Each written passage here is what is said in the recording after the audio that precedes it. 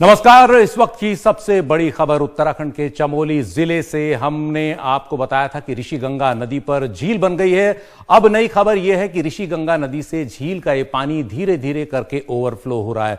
ऋषिगंगा नदी में ये झील रौंठी गाड़ में आए हिमस्खलन और भूस्खलन की वजह से बनी। रौंठी गाड़ अपने साथ इतनी सारी गाद लेकर नीचे आई कि उसने बड़ी नदी ऋषिगंगा का रास्ता रोक दिया। आप देख सकते हैं तस्वीरों में मैं आपको दिखाऊंगा। ये वो झील है जो ऋषिगंगा नदी के रुकने से बनी है और इसके ठीक आगे जो आप देख रहे हैं मिट्टी का एक तरह से एम्बैंकमेंट, वो है रौंठी गाड़ की गाद जिसने ऋषिगंगा को रोक दिया है। और इसकी वजह से पिछले 5-6 दिन से ऋषिगंगा नदी का पानी 7 फरवरी से रुका हुआ है और यह पानी पीछे भरता जा रहा है। इसमें कई ग्लेशियर्स का पानी पीछे से आता है नंदा देवी की तरफ से। और अगली तस्वीर हम आपको दिखाएंगे। सब तस्वीरें 10 फरवरी की हैं। यह भी 10 फरवरी 2021 की तस्वीर है। आप देख सकते हैं बहुत ही साफ साफ दाईं तरफ से रौंठी गाड़ नदी जो आती है उसके साथ जो भारी मलबा आया हिमस्खलन और भूस्खलन के बाद, वो इतना ज्यादा था कि इसने दूसरी नदी जो बड़ी नदी है ऋषिगंगा, उसका रास्ता रोक दिया। और ऋषिगंगा अब एक झील की शक्ल में आपको दिख रही है। हरा पानी, ये रुका हुआ पानी है और अब ये पानी हल्का हल्का कर निकलने लगा है। अगली तस्वीर आपको दिखाते हैं इसी जगह की। ये रौंठी गाड़ की गाद जो है, ये अब एक अगली बड़ी समस्या हमारे सामने बनी है, प्रशासन के सामने बनी है कि किस तरह से कंट्रोल्ड रिलीज किया जाए। अगली तस्वीर पे हम आपको लेकर जाते हैं इसी इलाके की।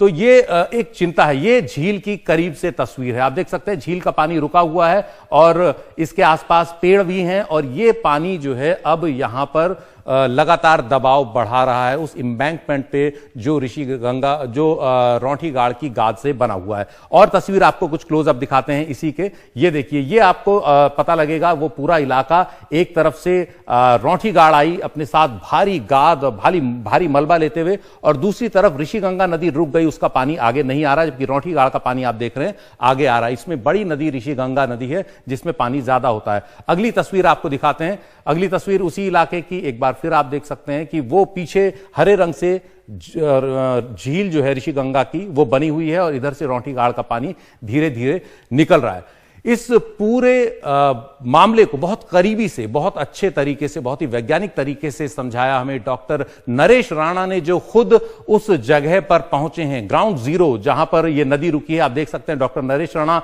अपने जो जियोलॉजिकल तमाम कैलकुलेशन है वो वहां पर कर रहे हैं और साइंटिफिक रिपोर्ट भी तैयार कर रहे हैं गढ़वाल यूनिवर्सिटी के लिए।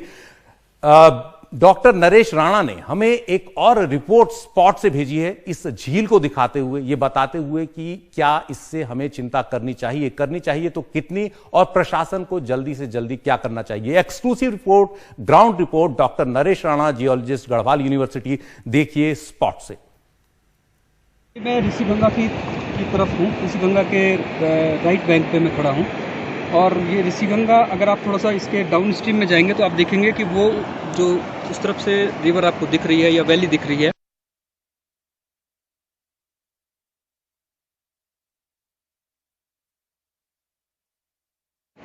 वो रौंठी स्ट्रीम है जिससे फ्लड आया था और उस फ्लड ने ये ऋषिगंगा को पूरी तरह से ब्लॉक किया हुआ है। और आप देख सकते हैं कि ये मटेरियल कितने ऊपर तक, जब ऋषिगंगा से मटेरियल आया होगा तो कितने ऊपर तक ये मटेरियल इस वैली में चढ़ गया था, इस स्लोप के ऊपर। और इसने इसको फर्दर डैम किया है इस पूरे रिवर को।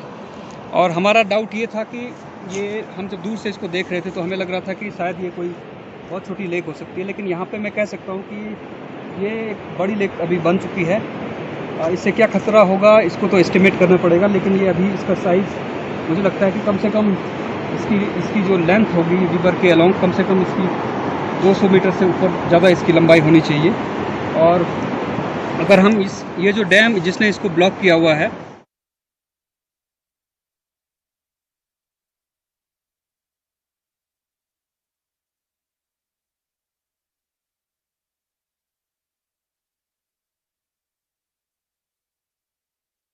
अगर हम इसकी लेंथ के बारे में बात कर रहे हैं तो मैं कह सकता हूं कि ये करीबन 100 मीटर से थोड़ा ज़्यादा इसकी लंबाई है जिस एरिया ने इसको डैम किया हुआ है। और अगर इसकी चौड़ाई की बात करेंगे रिवर की तो मेरे ख्याल से 60-70 मीटर से ज़्यादा इसकी चौड़ाई होनी चाहिए। शायद मेरे गैस थोड़ा कम हो सकते हैं। और इसकी जो थिकनेस हो सकती है मटेरियल की यहाँ पे, क्योंकि जब हम डाउन स्ट्रीम से देख रहे थे तो इसकी थिकनेस भी, जो मटेरियल है जिसने इसको डैम किया हुआ है, तो इसकी थिकनेस भी कम से कम 20 मीटर और 30 मीटर के बीच में होनी चाहिए।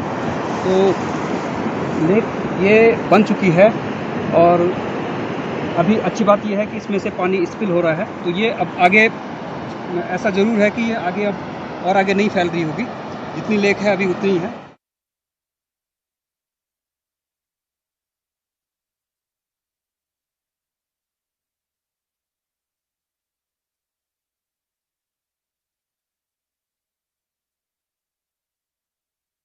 और अभी हम देख रहे हैं कि पानी का फ्लो थोड़ा सा तेज़ हो रहा है, इससे जो पानी निकलने वाला पानी है वो थोड़ा सा तेज़ी के साथ निकल रहा है। तो हो सकता है कि ये जल्दी, क्योंकि ये जो इलाका है जिसमें ये डैम हुआ है ये बहुत लूज सेडिमेंट है, तो ये बहुत जल्दी इसको काटेगा और बहुत जल्दी से इसमें से ये पानी निकलेगा। लेकिन आशंका जो थी, जो खतरा है वो ये इस बात का होता है कभी कभी कि ये बहुत तेज़ी के साथ पानी निकल जाता है। अचानक से जब ब्रीज होने लगता है, ये गहरा होने लगता है, तो अचानक से लेक का पानी इसमें से निकलने लगता है, तो वो कई बार जो है फ्लैश फ्लड का कारण बनता है। अभी भी आप देख रहे हैं इस वैली में पूरा धूल भरा हुआ है और ये धूल इसलिए फैली हुई है क्योंकि जो मटेरियल काफ़ी ऊपर तक, जो डेब्रिस का मटेरियल काफ़ी ऊपर तक जो है वैली फ्लैंक्स पे डिपॉजिट हो रखा है फ्लैश फ्लड की वजह से, वो वापस नीचे खिसक रहा है जैसे जैसे वो सूख रहा है और उससे ये डस्ट उड़ रही है। और तो कहने का मतलब ये है कि ये लेक अभी काफ़ी बड़ी बन चुकी है। इसका कलर से आप अंदाज़ा लगा सकते हैं कि ये एक बड़ी लेक है। इसके खतरे को एस्टिमेट किया जाना चाहिए और मुझे लगता है कि ये एडमिनिस्ट्रेशन की नॉलेज में है, ये लेक आ चुकी है, तो वो ज़रूर इस पर कुछ इसको उनके ध्यान में ये बात होगी। तो हमने देखा डॉक्टर नरेश राणा जो है किस तरह से समझा रहे हैं। इस झील के बिल्कुल पास वो पहुंचे और झील का एक मुहाना उन्होंने दिखा दिया। झील कितनी लंबी है इसकी ठीक ठीक जानकारी अभी उन्हें नहीं मिल पाई, क्योंकि इसके ठीक आगे एक क्लिफ है, एक पत्थर की बहुत ऊंची दीवार है, एक पहाड़ है जिसके उस पार जाना आसान नहीं है और यह हेलीकॉप्टर से ज्यादा बेहतर काम होगा। इसका पता लगाना, सैटेलाइट से इसका पता लगाना ज्यादा बेहतर रहेगा, अगर सैटेलाइट से इसकी लंबाई चौड़ाई पता लगे। लेकिन ये जानकारियां भी उम्मीद है हमारे पास कुछ देर में पहुंच जाएंगी। झील का एक मुहाना है और खास बात यह है कि इस झील ने ओवरफ्लो करना शुरू कर दिया। हमारे साथ दो खास मेहमान हैं, दो जाने माने जियोलॉजिस्ट डॉक्टर नवीन जुयाल और प्रोफेसर वाईपी सुंदरियाल जो गढ़वाल यूनिवर्सिटी से हैं। सुंदरियाल साहब, हम देख रहे हैं आज जो नई चीज हमको दिख रही है कि इसके पानी ने ओवरफ्लो करना शुरू कर दिया है, तो क्या ये माना जाए, अगर हम सामान्य विज्ञान से समझें, कि झील का पानी ओवरफ्लो तब होता है जब वो पीछे से बड़ी होनी बंद हो जाए, क्योंकि अब वो उस लेवल पे आ गई है कि पीछे का लेवल और यहां का लेवल लगभग बराबर हो गया और अब इसने पानी को ओवरफ्लो करना शुरू कर दिया। हाँ सुशील जी, निश्चित रूप से जो आपने बोला यही होता है और अब पानी निकलना वहां से शुरू हो गया है। लेकिन थोड़ा सा हमें ये ध्यान देना होगा, जैसे नरेश ने भी बोला कि सेडिमेंट बहुत ही लूज है और जरा भी अगर इसमें प्रेशर बना और पानी ज्यादा मात्रा में निकला तो फिर प्रशासन को अलर्ट होना होगा और हरिद्वार तक इनको ये अलर्ट भेजना होगा कि इसी वजह से पानी निकल रहा है। और सबसे अच्छी बात तो ये होती, जैसे हम कल भी कह रहे थे, कि प्रशासन जो है ITBP या NDRF टीम वहां पे भेजता और कोशिश करता कि इस पानी को बिल्कुल एक सिस्टमेटिक तरीके से निकालने की और कोशिश करता। ये जो पानी बाहर आ रहा है ये अपने आप में आ रहा है, जैसे आपने बताया कि इसका लेवल जहां ये पीछे बना होगा और ये लेवल जब इक्विलिब्रियम में आ गया तो ये पानी निकलना शुरू हो गया है। लेकिन अभी भी मैं समझता हूं कि इस झील का पानी जब तक पूरा नहीं निकल जाता तब तक प्रशासन को अलर्ट रहना चाहिए और जो लोग रेस्क्यू में लगे हैं उनकी भी सुरक्षा की चिंता करनी चाहिए। और हम सब उम्मीद करते हैं कि दूसरी आपदा हमें देखने को न मिले, क्योंकि ये उत्तराखंड अगर मैं कहूँ तो ये आपदाओं का ही एक पहाड़ सा बन गया है, अगर मैं पिछले 20 से 25 सालों की बात करूँ तो। और हम सब लोगों की ये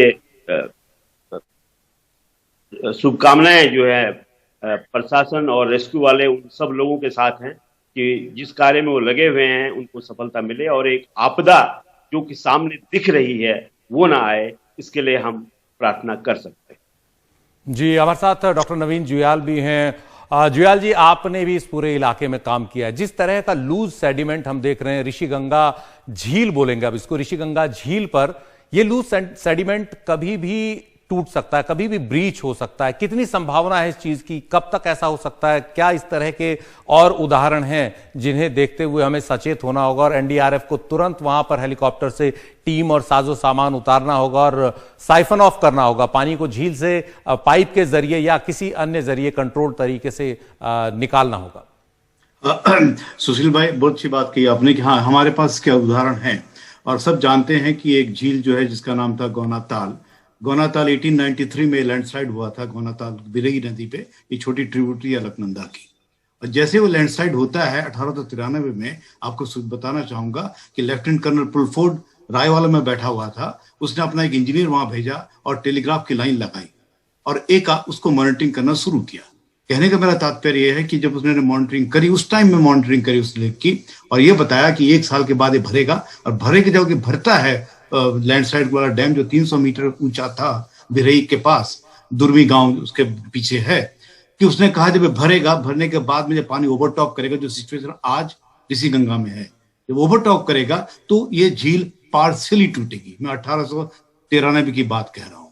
इतना बेहतरीन कैलकुलेशन किया तुम लोगों ने, और एग्जैक्टली अगस्त 1893 में झील लैंडस्लाइड होती है और 1894 अगस्त में वो पार्शियल टूटती है। एक भी इंसान की मौत नहीं होती है, लेकिन हमारी प्रॉपर्टी का जरा नुकसान होता है up to Haridwar. That was the kind of communication, that was the kind of early warning system we had in 1893-94.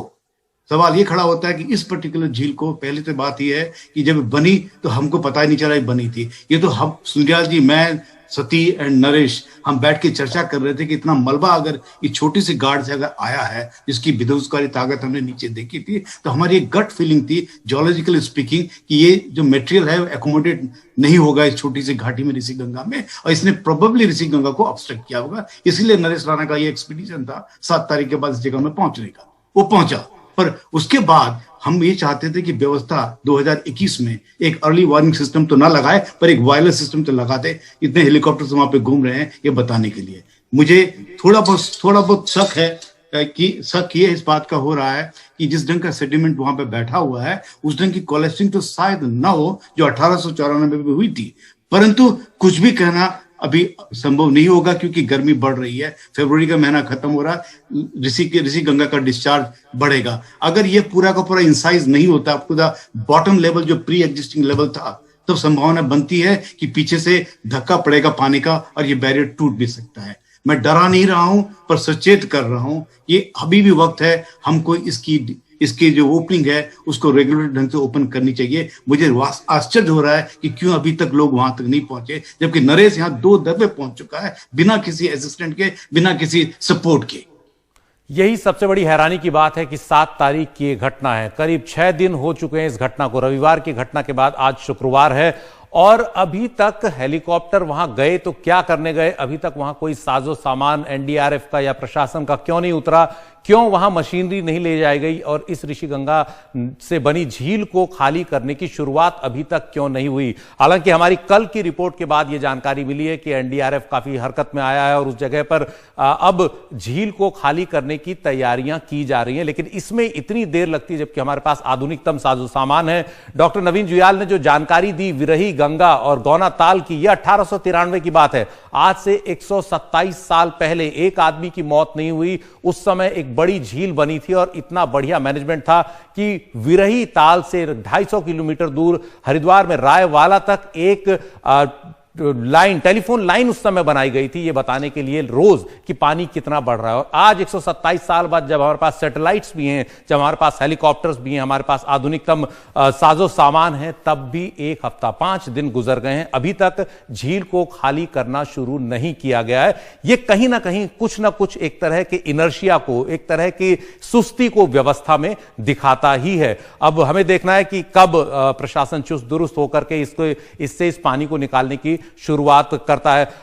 Doctor Sundriyal, जो आपने ये सब चीजें देखी, प्रशासन को आपने समय पर अलर्ट कर दिया, क्या प्रशासन की तरफ से आपको कोई जानकारी मिली कि क्या वो अपनी तरफ से करने जा रहे हैं जल्दी से जल्दी?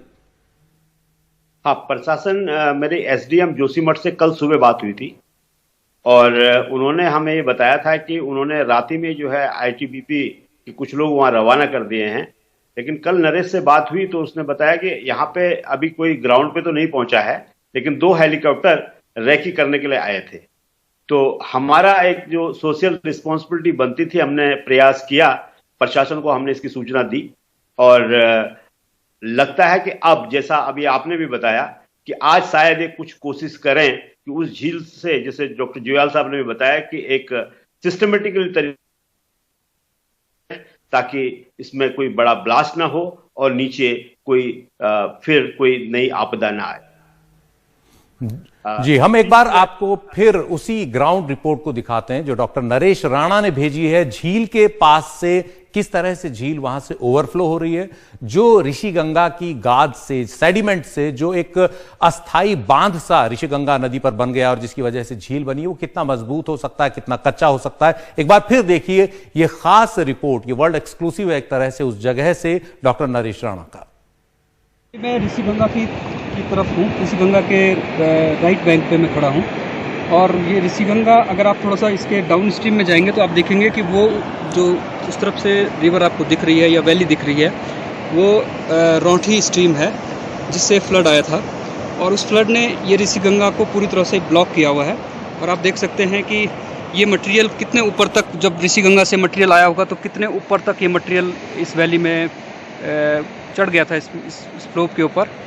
और इसने इसको फर्दर डैम किया है, इस पूरे रिवर को। और हमारा डाउट ये था कि ये, हम जब दूर से इसको देख रहे थे तो हमें लग रहा था कि शायद ये कोई बहुत छोटी लेक हो सकती है, लेकिन यहाँ पे मैं कह सकता हूँ कि ये एक बड़ी लेक अभी बन चुकी है। इससे क्या खतरा होगा इसको तो एस्टिमेट करना पड़ेगा, लेकिन ये अभी इसका साइज़ मुझे लगता है कि कम से कम इसकी जो लेंथ होगी रिवर के अलोंग, कम से कम इसकी 200 मीटर से ऊपर ज़्यादा इसकी लंबाई होनी चाहिए। और अगर हम ये जो डैम जिसने इसको ब्लॉक किया हुआ है, अगर हम इसकी लेंथ के बारे में बात कर रहे हैं तो मैं कह सकता हूँ कि ये करीबन 100 मीटर से थोड़ा ज़्यादा इसकी लंबाई है जिस एरिया ने इसको डैम किया हुआ है। और अगर इसकी चौड़ाई की बात करेंगे रिवर की, तो मेरे ख्याल से 60-70 मीटर से ज़्यादा इसकी चौड़ाई होनी चाहिए। शायद मेरे गैस थोड़ा कम हो सकते हैं। और इसकी जो थिकनेस हो सकती है मटेरियल की यहाँ पे, क्योंकि जब हम डाउन स्ट्रीम से देख रहे थे तो इसकी थिकनेस भी, जो मटेरियल है जिसने इसको डैम किया हुआ है, तो इसकी थिकनेस भी कम से कम 20 मीटर और 30 मीटर के बीच में होनी चाहिए। तो लेक ये बन चुकी है। और अभी अच्छी बात यह है कि इसमें से पानी स्पिल हो रहा है, तो ये अब आगे, ऐसा ज़रूर है कि ये आगे अब और आगे नहीं फैल रही होगी, जितनी लेक है अभी उतनी ही है। और अभी हम देख रहे हैं कि पानी का फ्लो थोड़ा सा तेज़ हो रहा है, इससे जो पानी निकलने वाला पानी है वो थोड़ा सा तेज़ी के साथ निकल रहा है। तो हो सकता है कि ये जल्दी, क्योंकि ये जो इलाका है जिसमें ये डैम हुआ है ये बहुत लूज सेडिमेंट है, तो ये बहुत जल्दी इसको काटेगा और बहुत जल्दी से इसमें से ये पानी निकलेगा।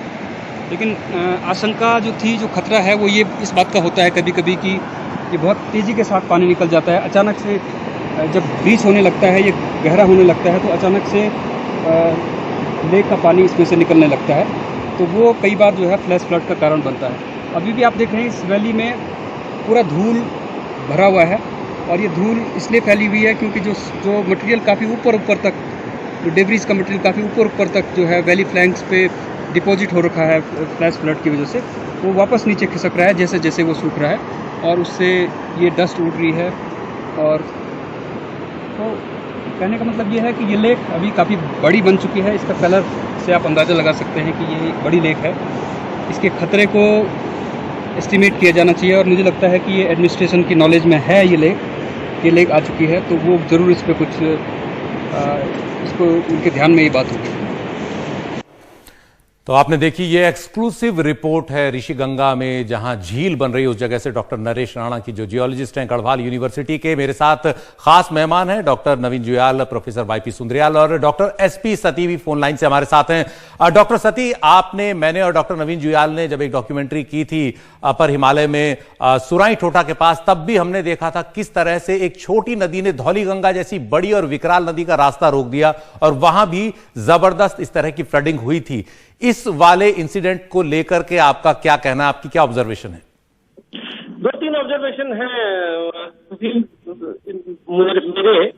एक बात तो ये है कि जो ये झील बनी है हेलो जी हेलो, जो ये झील बनी है, ये जो रोठी गार्ड से जो सेगमेंट जो फ्लैश फ्लड आया उसके मलबे का रुकने, जहाँ उसकी वजह से रोका गया, ऋषिगंगा का फ्लड बहाव रोका गया, इसकी वजह से झील बनी।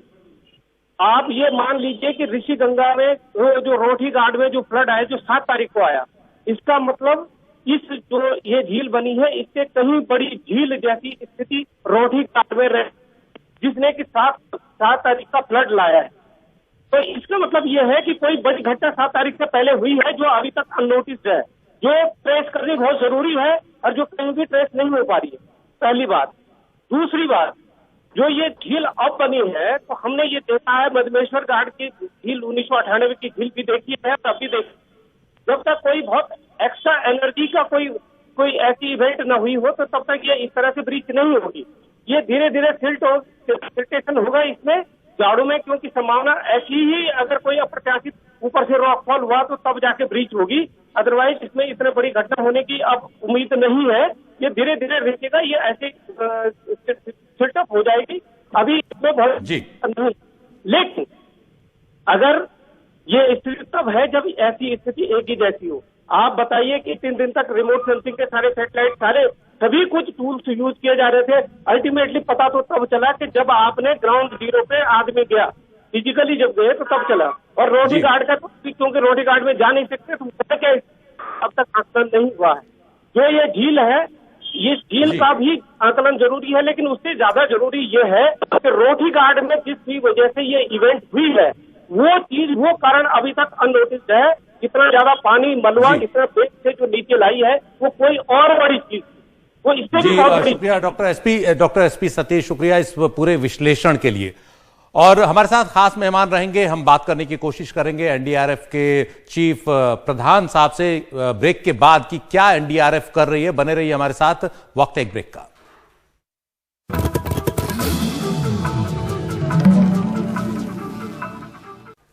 तो हम आपको बता रहे हैं, बड़ी खबर यह है कि ऋषिगंगा नदी में जो झील बनी है 7 तारीख के बाद से, वो लगातार बढ़ रही है और अब झील ने ओवरफ्लो करना भी शुरू कर दिया है। कल से झील ओवरफ्लो हो रही है। एनडीआरएफ की टीम अभी तक वहां नहीं पहुंची है, हालांकि परसों ही शाम को प्रशासन को इस बात की जानकारी दे दी गई थी। वहां पहुंचे डॉक्टर नरेश राणा द्वारा, उनके डिपार्टमेंट गढ़वाल यूनिवर्सिटी में उनके जियोलॉजी डिपार्टमेंट द्वारा, कि यहां एक झील बन रही है, इसको समय रहते ही कंट्रोल्ड रिलीज किया जाए, इसका पानी निकाला जाए ताकि ये आगे के लिए खतरा न बने। डॉक्टर नरेश राणा ने आज भी हमें एक ग्राउंड रिपोर्ट भेजी है, जिसमें वो बता रहे हैं कि किस तरह से झील का पानी पीछे से बढ़ रहा है और अब ये यहां पर ओवरफ्लो होना शुरू हो गया है। जो एक डैम की दीवार बनी है, जो एक अस्थाई दीवार है, सेडिमेंट से, लूज सॉइल से बनी है, वो बहुत मजबूत नहीं होती। अगर उसको पानी को नहीं निकाला गया तो हो सकता है जिस तरह पानी चीरता हुआ निकलता है कई बार मिट्टी को, तो यहां भी वो स्थिति देखने में आ सकती है। अगर पीछे कोई बड़ा इवेंट हुआ, अगर पीछे कोई बड़ा भूस्खलन होता है, पीछे कोई बड़ा हिमस्खलन होता है, क्योंकि कई ग्लेशियर्स का पानी ऋषिगंगा नदी में आता है, तो ऐसा हो सकता है। हालांकि अभी ऐसी कोई आशंका देखने में नहीं आ रही। हमारे साथ खास मेहमान हैं, डॉक्टर एसपी सती हैं, डॉक्टर जुयाल हैं। डॉक्टर जुयाल, आपसे एक बार फिर बात करते हैं, कितनी आशंका है, ये बहुत लूज सॉइल है, कितनी आशंका है इसके ब्रीच होने की, इसके टूटने की? टूटने की तो मुझे नहीं लगती इसकी टूटने की कोई ऐसी सीरियस आशंका है, कि बिकॉज जो मैंने उसके वीडियो देखा, जो मैंने उसके नरेश के भेजे हुए फोटोग्राफ्स देखे, एक स्लोप है इस डिपॉजिट का, स्लोप डाउनस्ट्रीम की तरफ है, जिसको नरेश कह रहा है कि लगभग इसकी चौड़ाई 100 मीटर की होगी। मुझे तो लगभग चौड़ाई 100 मीटर की होगी। ऐसा स्लोप होता है तो नेचुरली जो रिवर होती है अपने ओरिजिनल बेस लेवल से जहां पर उसका है, वहां से वो अपस्ट्रीम काटती है। तो ये प्रोसेस ऑफ इंसिशन अपस्ट्रीम जो होगा वो काफी स्लो रहेगा, और इसका ये वर्टिकल नहीं है, तो इसका वर्टिकल कोलैप्स होने के चांसेस काफी कम हो जाते हैं, जो कि बिरही गंगा में 1894 में पार्शियल ब्रेकिंग के टाइम में हुआ था। तो ये संभावना कम लगती है मुझको कि ऐसा कोई कोलैप्सिंग होने वाला है। पानी का बहाव बढ़ सकता है, लेकिन ऐसा अलार्मिंग बहाव नहीं होगा जिससे कोई नीचे डाउनस्ट्रीम में भयानक डेवास्टेशन हो जाए, जो कि 1970 में भी देखा हमने, और जो हमने 2013 में भी देखा था। तो उससे चिंता करने की आवश्यकता नहीं है। But what is very important here is हमको ये समझने की बहुत जरूरत है आज की तारीख में, under the global warming scenario, जो हमारे पास में क्रायोस्फीयर है, जहां पे हम कहते हैं ग्लेशियर्स हैं, पैराग्लेशियल जोन्स हैं, जहां पे ग्लेशियर वैकेट करके जा चुके हैं, ये क्षेत्र जो है ये बहुत एरोगेंटली रिस्पॉन्ड करने वाले हैं टू अ स्मॉल क्लाइमेटिक पर्टर्बेशंस। हमको देखिए बहुत इंपॉर्टेंट है सुशील भाई ये समझने के लिए कि 2, 3, 4 और 5 तारीख तक हल्की बूंदाबांदी थी, हल्की बर्फ पड़ रही थी। उसके बाद 6 तारीख को चटक धूप होती है और 7 तारीख को एक एवलांस ट्रिगर कर जाता है, साथ में लैंडस्लाइड भी ट्रिगर कर जाते हैं। इनफैक्ट मैं इसको समझने की कोशिश कर रहा हूं अभी तक कि ऐसा क्या हुआ होगा। तो उसमें एक संभावना जो सतीश जी ने सवाल खड़ा किया है कि पानी कहां से आया, एक पॉसिबिलिटी ये बनती है कि जो फ्रेश स्नो होती है और जो आइस होती है उसके बीच में एक सैचुरेटेड वाटर टेबल होता है ग्लेशियर में भी, और अगर वो एवलांस ट्रिगर होकर के वो जो फ्रेश स्नो को पंक्चर करता हुआ उस वाटर टेबल को हिट करता है, जो इसके उसमें अगर रहा होगा, क्योंकि उसमें क्रिवासेस वगैरह हमने काफी देखे हैं इस ग्लेशियर में, जो रोटी ग्लेशियर बोलते हैं हम इसको, तो इससे ये पानी जनरेट हो सकता है।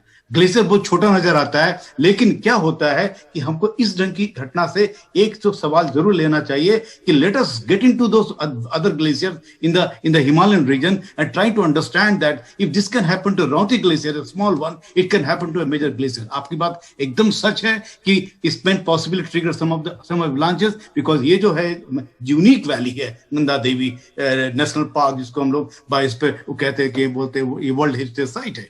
इसमें 7-8 ग्लेशियर्स हैं according to one estimate which is now recently done by Subra Sharma. उसने सारे कैलकुलेशंस करके हमको ये बताया है कि कहां पे कितने सुप्रा ग्लेशियर लेक्स इस पर्टिकुलर घाटी में है। इट इंप्लाइज दैट ये घाटी बहुत सेंसिटिव है। तो lesson to learn from this particular unfortunate event is that we must be alert, we must be scientifically more proactive and really bring out, not that we should be reactive. अभी तो हम reaction दे रहे हैं, Why not be proactive and really find out कि कौन कौन से area threat prawns हैं, उसको हमको चिन्हित करके उसको मॉनिटरिंग करके और उसको संभालने की जरूरत है। मैं ये इतना ही कहना चाहूंगा। जी, प्रोफेसर सुंदरियाल भी हमारे साथ हैं। सुंदरियाल जी, हमने कई जगहों पर हिमालय में देखा कि इस तरह का लूज मटेरियल सेडिमेंट जो है मोरैन, वो बिखरा पड़ा है पूरे हिमालय में, चाहे वो उत्तराखंड हो या नॉर्थ ईस्ट हो, हिमाचल हो, जम्मू कश्मीर हो।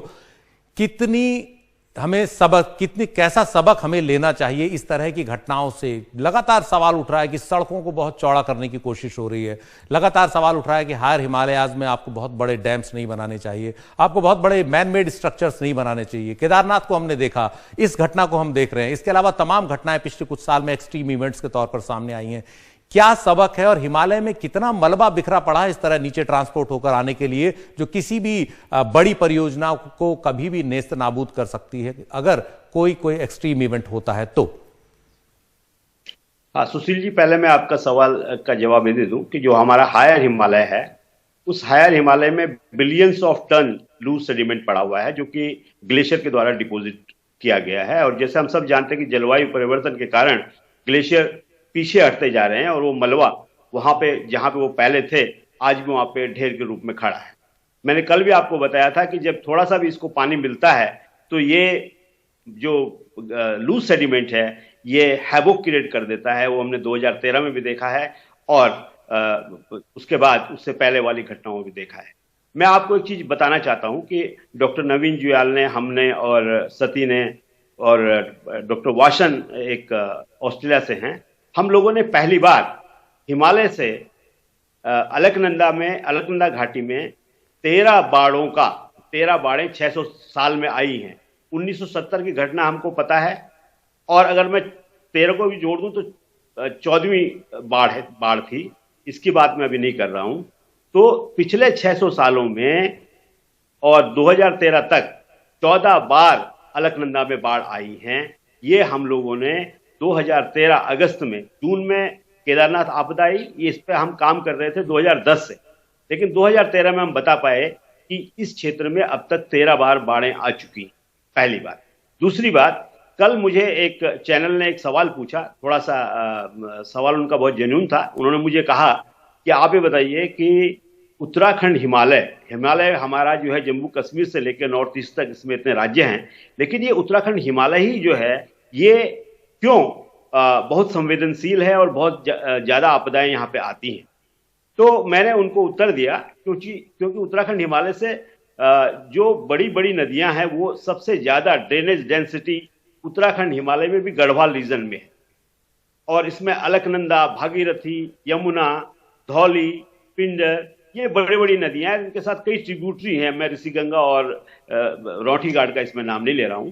तो ये सारी ड्रेनेज डेंसिटी जो बहुत हाई है। दूसरा, हम लोग ये जानते हैं कि हिमालय लगातार उठ रहा है। कुछ दिनों पहले चाइना के वैज्ञानिकों के साथ मिलकर के नेपाल ने ये बताया कि 86 सेंटीमीटर एवरेस्ट माउंटेन की हाइट बढ़ गई है। तो टेक्टोनिक एक्टिविटी जब हिमालय उठ रहा है, उसके ऊपर नदियां तेजी से उसको काटेंगी। और मैंने आपको बताया कि उत्तराखंड हिमालय की स्थिति अन्य राज्यों से थोड़ा अलग है। जी। इसलिए अलग है कि यहाँ पर ड्रेनेज डेंसिटी बहुत अधिक है। तो सवाल ये है, यही वजह है कि हमें और ज्यादा सचेत रहने की जरूरत है। इस खास खबर पर, इस खास मुद्दे पर हम बने रहेंगे। वक्त एक छोटे से ब्रेक का।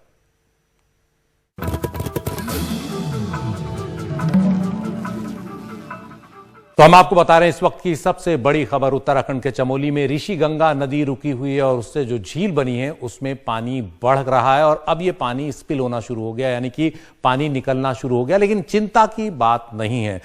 डॉक्टर नरेश राणा जो जियोलॉजिस्ट हैं गढ़वाल यूनिवर्सिटी के, वो वहां से लौटे हैं ठीक ग्राउंड जीरो से। उन्होंने वहां से रिपोर्ट भेजी, सारी जानकारी दी बड़े तथ्यात्मक और वैज्ञानिक तरीके से।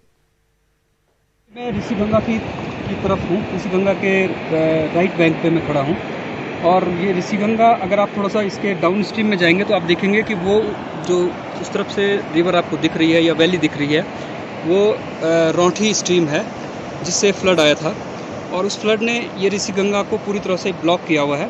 और आप देख सकते हैं कि ये मटेरियल कितने ऊपर तक, जब ऋषिगंगा से मटेरियल आया होगा तो कितने ऊपर तक ये मटेरियल इस वैली में चढ़ गया था, इस स्लोप के ऊपर। और इसने इसको फर्दर डैम किया है इस पूरे रिवर को। और हमारा डाउट ये था कि ये, हम जब दूर से इसको देख रहे थे तो हमें लग रहा था कि शायद ये कोई बहुत छोटी लेक हो सकती है, लेकिन यहाँ पे मैं कह सकता हूँ कि ये एक बड़ी लेक अभी बन चुकी है। इससे क्या खतरा होगा इसको तो एस्टिमेट करना पड़ेगा, लेकिन ये अभी इसका साइज़ मुझे लगता है कि कम से कम इसकी जो लेंथ होगी रिवर के अलोंग, कम से कम इसकी 200 मीटर से ऊपर ज़्यादा इसकी लंबाई होनी चाहिए। और अगर हम ये जो डैम जिसने इसको ब्लॉक किया हुआ है, अगर हम इसकी लेंथ के बारे में बात कर रहे हैं तो मैं कह सकता हूँ कि ये करीबन 100 मीटर से थोड़ा ज़्यादा इसकी लंबाई है जिस एरिया ने इसको डैम किया हुआ है। और अगर इसकी चौड़ाई की बात करेंगे रिवर की, तो मेरे ख्याल से 60-70 मीटर से ज़्यादा इसकी चौड़ाई होनी चाहिए। शायद मेरे गैस थोड़ा कम हो सकते हैं। और इसकी जो थिकनेस हो सकती है मटेरियल की यहाँ पे, क्योंकि जब हम डाउन स्ट्रीम से देख रहे थे तो इसकी थिकनेस भी, जो मटेरियल है जिसने इसको डैम किया हुआ है, तो इसकी थिकनेस भी कम से कम 20 मीटर और 30 मीटर के बीच में होनी चाहिए। तो लेक ये बन चुकी है और अभी अच्छी बात यह है कि इसमें से पानी स्पिल हो रहा है। तो ये अब आगे, ऐसा ज़रूर है कि ये आगे अब और आगे नहीं फैल रही होगी, जितनी लेक है अभी उतनी ही है। और अभी हम देख रहे हैं कि पानी का फ्लो थोड़ा सा तेज़ हो रहा है। इससे जो पानी निकलने वाला पानी है वो थोड़ा सा तेज़ी के साथ निकल रहा है। तो हो सकता है कि ये जल्दी, क्योंकि ये जो इलाका है जिसमें ये डैम हुआ है ये बहुत लूज सेडिमेंट है, तो ये बहुत जल्दी इसको काटेगा और बहुत जल्दी से इसमें से ये पानी निकलेगा। लेकिन आशंका जो थी, जो खतरा है, वो ये इस बात का होता है कभी कभी कि ये बहुत तेज़ी के साथ पानी निकल जाता है। अचानक से जब ब्रीच होने लगता है, ये गहरा होने लगता है, तो अचानक से लेक का पानी इसमें से निकलने लगता है। तो वो कई बार जो है फ्लैश फ्लड का कारण बनता है। अभी भी आप देख रहे हैं इस वैली में पूरा धूल भरा हुआ है और ये धूल इसलिए फैली हुई है क्योंकि जो मटेरियल काफ़ी ऊपर तक, जो डेब्रिस का मटेरियल काफ़ी ऊपर तक जो है वैली फ्लैंक्स पे डिपॉजिट हो रखा है फ्लैश फ्लड की वजह से, वो वापस नीचे खिसक रहा है जैसे जैसे वो सूख रहा है और उससे ये डस्ट उड़ रही है। और तो कहने का मतलब ये है कि ये लेक अभी काफ़ी बड़ी बन चुकी है। इसका कलर से आप अंदाज़ा लगा सकते हैं कि ये एक बड़ी लेक है। इसके खतरे को एस्टिमेट किया जाना चाहिए और मुझे लगता है कि ये एडमिनिस्ट्रेशन की नॉलेज में है ये लेक आ चुकी है, तो वो ज़रूर इस पर कुछ इसको उनके ध्यान में ये बात होगी। और मेरे साथ दोनों जाने माने जियोलॉजिस्ट हैं इस वक्त। डॉक्टर नवीन जुयाल, आपसे मैं एक सवाल पूछना चाहूंगा। मैं एक ग्राफिक्स इस वक्त दिखा रहा हूं, रोठीगाड़ के गाद ने किस तरह से रोका है ऋषिगंगा नदी को। ये ग्राफिक्स अगर हम दिखा सकें तो इसमें साफ पता लग रहा है कि कितनी ऊंची दीवार सी बन गई है, और ये बहुत लूज मटेरियल है, जिसको देखकर एक तरह की चिंता होती है। खुदा ना खास्ता कोई छोटा सा भूकंप भी आया तो ये तो ब्रीच हो जाएगी, और उत्तराखंड में इस तरह के भूकंप आने की आशंका हर वक्त बनी रहती है। लेकिन इसके एक्चुअली जो मटेरियल आया है, इसको अगर हम देखें गौर से, तो इसमें एक तरह से प्लास्टिसिटी भी है, क्योंकि कुछ क्लेई सब्सटेंस भी पड़ा हुआ है। ऐसा ही ब्रिटिल और रिजिड नहीं है। अगर मैं कहता हूं अगर भूकंप आएगा भी तो उस ढंग की चीजें, मतलब भूकंप से ट्रिगरिंग होने के लिए आपको थोड़ा सा नॉन कोहेसिव सरफेस भी चाहिए। ये तो बहुत ही कोहेसिव है, चिपका हुआ है, तो उसकी मुझे आशंका नजर नहीं आती। पर इंपॉर्टेंट चीज मैं आपको ये बोलना चाहता हूं कि मैं रोटी का भी हम लोग कुछ काम कर रहे हैं बैठ करके। In fact couple of figures have come to me given by one of my collaborator, that is Subra, is just now few hours ago. उसने बड़ी इंपॉर्टेंट चीज मुझे बताई कि इस नदी को अगर 2015 की इमेज में अगर हम देखते हैं रोटीगाड़ को, तो आप बिलीव नहीं करेंगे, जो बोल्डर का साइज है वो 20 से 50 मीटर बड़े बोल्डर्स हैं, और एक एक बोल्डर जो है इस नदी को रोके हुए है। The water is not flowing, मतलब उसके अंदर से पानी आ रहा है। इमेजिन कीजिए, जब ये अभी 2000 अभी जो 7 तारीख को जो घटना घटित हुई है, उसमें वो बोल्डर अपनी जगह में अगर रहे होंगे, मुझे उम्मीद है कि रहे होंगे, उस वक्त अगर जो पीछे से थोड़ा मलबा और पानी आया होगा तो कितना बड़ा उन्होंने डैम क्रिएट किया होगा। और उसके बाद जो मलबा उन्होंने बाहर फेंका, जो आप देख रहे हैं, कितना बड़ा मलबा इसके आगे रुका हुआ है। तो कहने का मतलब यह है कि इस पूरी घाटी के अंदर में सबसे यूनिक जो वैली है, मुझे लगी अभी तक में सबसे unique in the sense in terms of devastation. Rotigad is really a very very difficult terrain, और इसका निश्चित ही वैज्ञानिक अध्ययन अब होगा तेजी से। हमारे पास वक्त अभी इतना ही, एक ब्रेक लेते हैं, उसके बाद मैं प्रोफेसर सुंदरियाल के पास आऊंगा ब्रेक के बाद।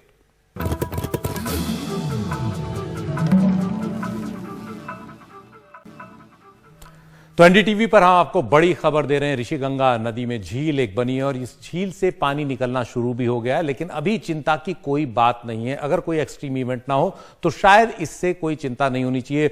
मेरे साथ दोनों खास मेहमान हैं। प्रोफेसर सुंदरियाल, मैं आपसे एक बार फिर पूछूंगा, या एक तरह से हम लोग कॉशन की साइड में रहेंगे, कितना खतरा मान सकते हैं हम इस झील को, ताकि आम लोगों को इसे लेकर आश्वासन रहे और प्रशासन इसे लेकर सतर्क हो?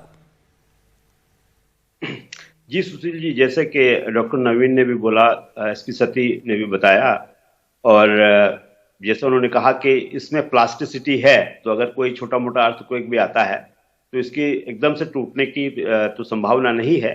लेकिन अभी कुछ दिन पहले मौसम का अलर्ट था कि 11-12 तारीख को बारिश होगी, जो कि अभी हमें दिखाई तो नहीं दे रहा है।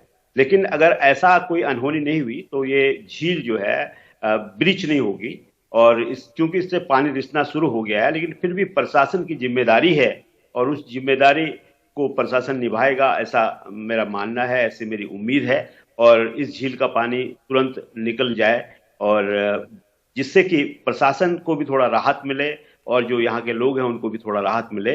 सुशील भाई, मैं एक चीज जिसको मैं पहले आपसे कह रहा था, फिर एक बार दोहराना चाहूंगा कि उत्तराखंड हिमालय की स्थिति पूरी हिमालय राज्यों में सबसे अलग है, और जितनी आपदाएं शायद इस प्रदेश ने झेली हैं, किसी दूसरे ने झेली हैं।